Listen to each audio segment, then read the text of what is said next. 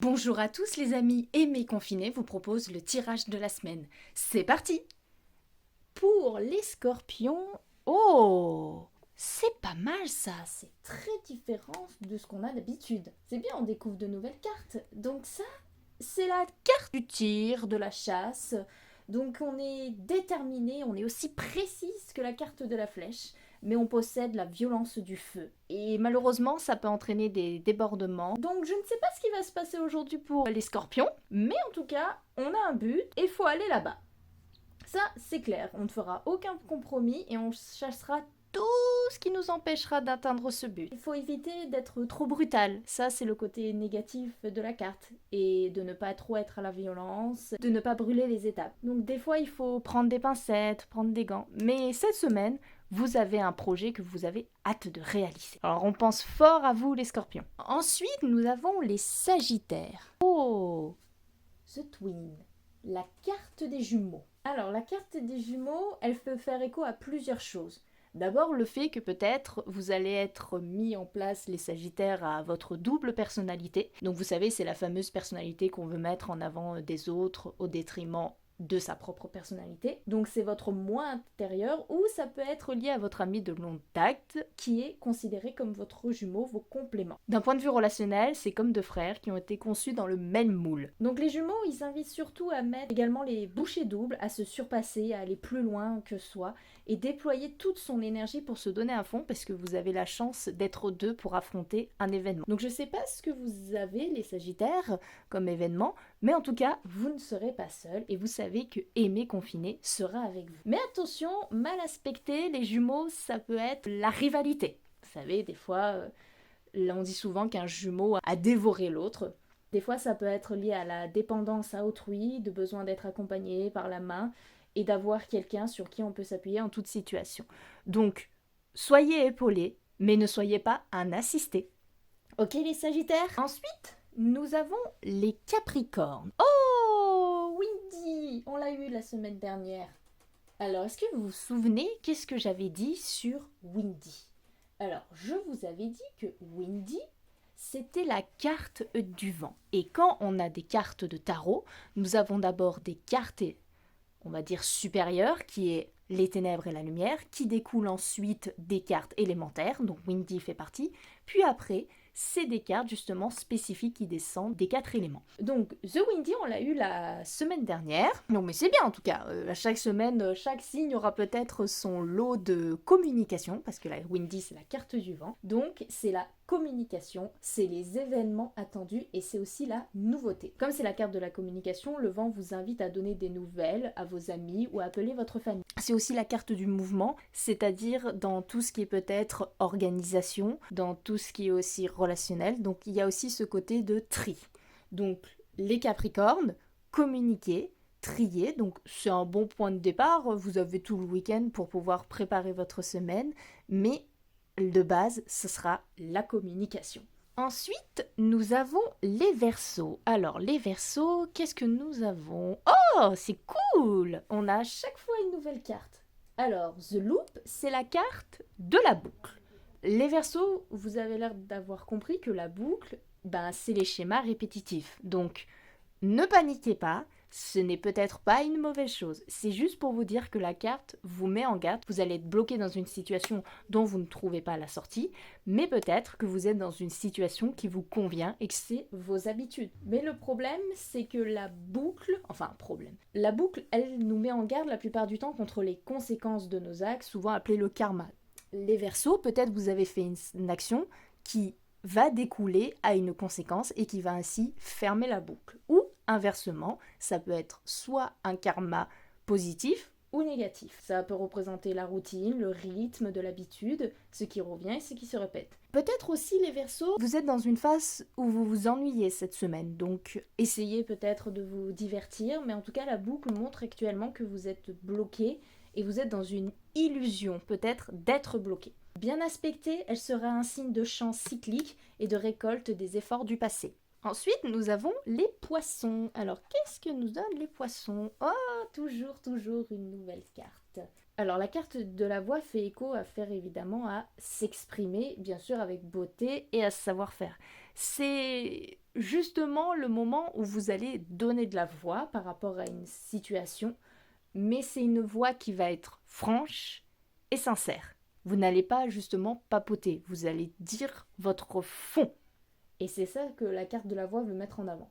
La voix est aussi la carte des enfants, petits ou grands, qui ont besoin d'expurger tout ce qu'ils ont en eux. Mal aspectée, la voix parlera de volubité qui fatigue les autres, de cette manie à toujours parler, à toujours répéter, mais aussi à mentir, à propager des calomnies et des ragots. Donc la voix, en fait, c'est une appel justement à vous exprimer. Peut-être vous allez être dans une situation où vous allez devoir prendre position en bien ou en mal. Ça, c'est à vous de le décider. Mais faites attention, la voix vous indique que des fois, son côté négatif, c'est que vous allez peut-être raconter des commérages. Faites attention, les poissons, que lorsque vous allez prendre une décision, exprimez-vous, mais avec mesure. Alors, les béliers...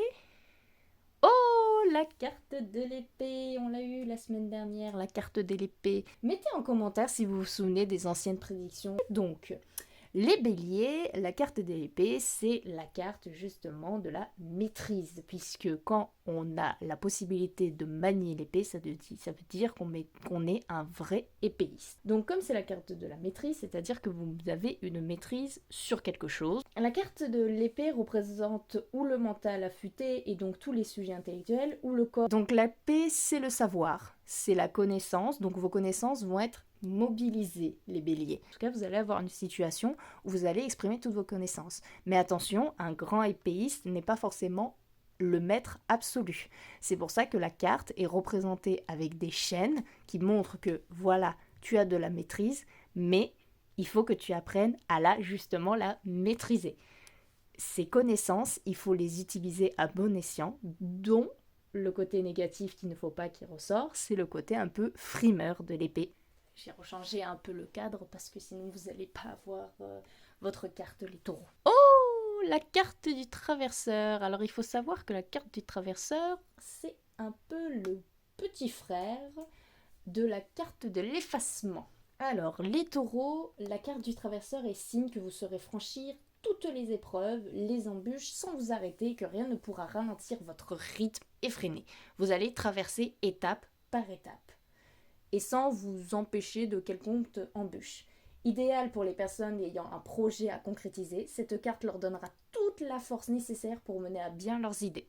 Donc c'est bien, vous êtes à la fois énergique, vous maîtrisez votre art et vous avez votre but. Mais vous maîtrisez tellement que des fois, vous pouvez vous permettre de sauter les étapes, d'où le fait de les traverser, pour atteindre votre but bien sûr beaucoup plus rapidement. Mais attention, la carte du traverseur, elle met en avant que même si vous avez un objectif, même si vous ne voulez pas arrêter pour vous ce qui semblait être des embûches, il ne faut pas trop foncer tête baissée, car trop se précipiter, vous pourrez ne pas voir quel mur vous allez justement foncer et peut-être reculer de tous vos efforts que vous avez mis en avant. Donc la carte du traverseur, c'est que vous allez arriver à aboutir à votre projet, mais la carte vous prévient que faites attention, il ne faut pas aller trop vite et regardez si les embûches que vous considérez embûches sont-elles vraiment des embûches ou des alliés. Ensuite, nous avons les Gémeaux. Oh, le nuage. C'est pas une mauvaise carte, parce qu'il n'y a jamais de mauvaise carte. Il y a toujours des cartes justement à juste milieu. À vous après de les mettre en situation. La carte du nuage, c'est le doute. C'est le fait que justement on est un peu dans le flou, on ne sait pas trop où ça va aller. Donc c'est le trouble et c'est l'hésitation. Elle est représentée par le besoin de se cacher, de mystifier certaines choses et certaines informations. Donc vous êtes en mode de réflexion, les Gémeaux. Ce qu'on peut appeler un écran de fumée vous protège peut-être de la réalité que vous cachez de certains observateurs. Donc vous êtes peut-être en doute sur votre estime de soi ou sur la plupart du temps sur votre travail. Parce que des fois le nuage, vous ne voulez pas voir la réalité peut-être d'un projet trop grand ou peut-être d'une situation qui est peut-être pour vous confortable, mais peut-être pas pour les autres. Donc le nuage, comme c'est le doute, des fois ça peut être limite par un appel d'absence de responsabilité, puisqu'il se cache du coup derrière les nuages et il se met à l'abri.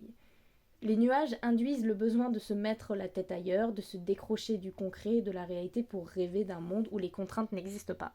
Donc ça veut dire que justement il y a un appel à sortir de cette situation et peut-être à revoir ses critères à la baisse. Donc faites attention les Gémeaux, vous êtes dans une période où il faut une remise en question. Ensuite, nous avons les cancers. Aïe, aïe, aïe, aïe, aïe. Franchement, les cancers, vous avez vraiment pas de chance. Alors, The Sand, c'est la carte du sable. Et malheureusement, les cancers, c'est vrai que la dernière fois, vous avez eu la carte de la pluie, ça vous a pas trop réussi.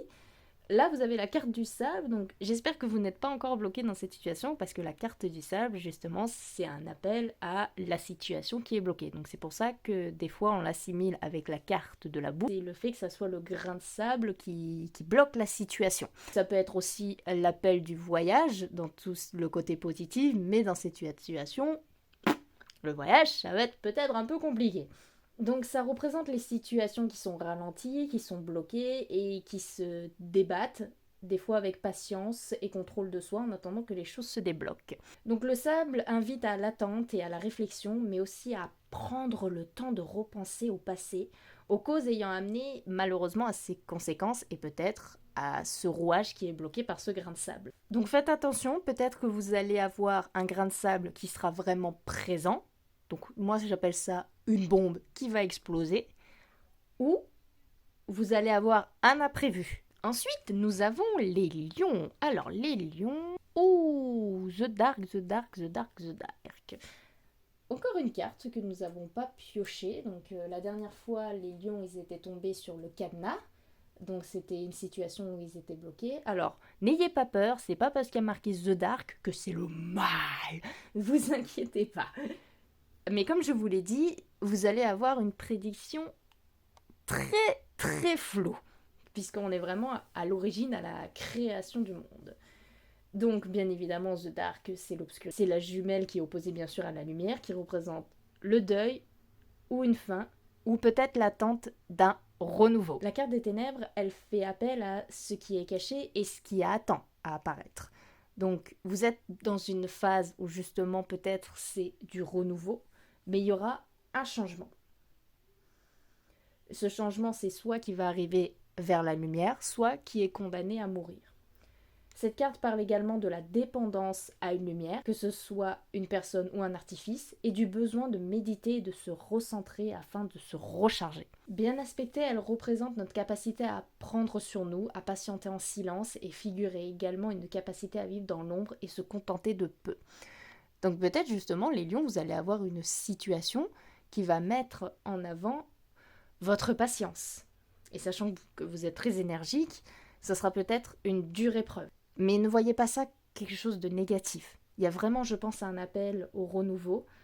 Et bien sûr, tout ce qui est la fin de quelque chose est le début d'une autre. N'oubliez pas, les lions, on pense fort à vous. Les vierges, la carte du retour. Alors, il faut savoir que dans ces cartes de tarot, il y a, on va dire, deux cartes qui sont assimilées au temps. Donc, il y a The Time, bien sûr, qui est le temps, mais cette fois qui fait écho au passé, au présent et au futur. Là, la carte du retour, ça fait bien évidemment une invitation à une rétrospective de la vie. Et ça informe que certains éléments du passé, les vierges, vont refaire surface et risquent peut-être de revenir au goût du jour. Ça peut être une personne oubliée qui refait surface ou un problème dont vous pensiez que vous vous étiez débarrassé, qui risque de pointer, on va dire, le petit bout de son nez et vous donner un petit goût de peut-être de déjà-vu. La carte du retour vous incite à reconsidérer tout ce qui est vos erreurs, donc ce qui peut être bonne ou mauvaise de vos actions, bien évidemment passées, ainsi que les leçons à en tirer afin de vous aider justement à aller dans le présent. En fait, la carte du retour, c'est vraiment un appel pour vous dire vous n'avez pas terminé ce que vous avez fait. Donc comme je vous l'ai dit, ça peut être bon ou mauvais. Donc faites attention cette semaine, il risque peut-être d'avoir des retrouvailles ou des situations que vous avez potentiellement cru qui étaient finies. On termine par la balance. Alors la balance, The Sweet, c'est la carte du sucre. Donc vous avez tous les signes, vous devez fréquenter la balance. Parce que là, c'est la carte du sucre qui touche à la douceur et à la délicatesse de la vie.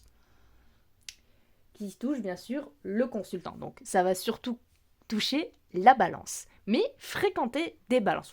Fréquenter tout le monde, mais fréquenter en ce moment des balances. Le sucre représente le réconfort apaisant des choses, mais des choses tellement simples de la vie, de la tendresse, de la délicatesse, des attentions, peut-être d'un proche, ou simplement le confort douillet d'une maison chaleureuse.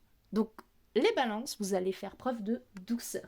Le sucre, c'est porteur de bonnes nouvelles, de mots doux et de petits cadeaux à venir. Le sucre, c'est un appel justement à la beauté des petits gestes simples. Vous allez avoir une semaine ou un moment, vous allez être très très très bien. Mais attention, peut-être que vous allez avoir aussi l'ennui. L'autre mauvais aspect du sucre, et des fois, votre sourire peut être lié à un mensonge superficiel. Vous ne pouvez pas vous ennuyer avec Aimer Confiné. Notre équipe est là pour vous divertir. Donc, je peux être sûre que c'est pas l'ennui. Voilà les amis, j'espère que ce tirage vous a plu et que vous allez quand même tous passer une excellente semaine. N'hésitez pas à nous envoyer des messages sur notre Instagram. Aimez, partagez, commentez. À la semaine prochaine pour un nouveau tirage. C'était Aimer Confiné les amis.